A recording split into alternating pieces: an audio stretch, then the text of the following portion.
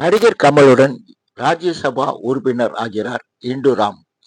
தமிழகத்தில் திமுக தரப்பில் 4 ராஜ்யசபா உறுப்பினர்களுக்கான பதவிகள் வரும் ஜூலை மாதத்தில் நிறைவடைகின்றன. இப்பதவிகளுக்கு திமுகவில் கடும் போட்டி இருக்கிறது. தற்போது ராஜ்யசபா உறுப்பினராக இருக்கும் பிரபல வழக்கறிஞர் வில்சன், கலைஞருக்கு மெரினாவில் அண்ணா சதுக்கம் பின்னே நினைவிடம் அமைத்ததில் பெரும் பங்கு வகித்தவர். எனவே அவருக்கு மீண்டும் வாய்ப்பு கிடைக்கலாம் என்று எதிர்பார்க்கப்படுகிறது. ஏற்கனவே ராஜ்யசபாவில் இருக்கும் அப்துல்லாவும் இடம்பெறலாம் என்கிறார்கள்.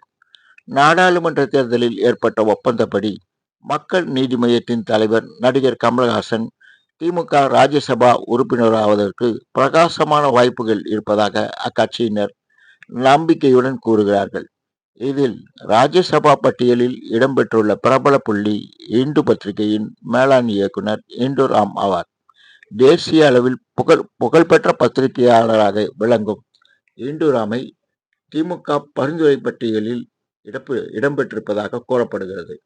அவருக்கு ராஜ்யசபா பதவி வழங்குவதன் மூலம் திமுகவுக்கு கூடுதல் இமேஜ் கிடைக்கலாம் என்று அக்கட்சியினர் கருதுகின்றனர். மாணவர் பருவத்தில் இடதுசாரி கட்சியொன்றின் மாணவர் தலைவராக இருந்த இண்டு ராமை ராஜ்யசபாவுக்கு அனுப்புவதன் மூலம் 2 கம்யூனிஸ்ட் கட்சிகளின் மதிப்பை பெறலாம் என்றும், மாநிலங்களவையை இண்டு ராமை கொண்டு செல்வதன் மூலம் தேசிய அளவில் பாஜகவுக்கு எதிரான போரில் திமுக பெரும் பங்காற்ற முடியும் என்று அக்கட்சி கருதுவதாக தகவல்கள் தெரிவிக்கின்றன.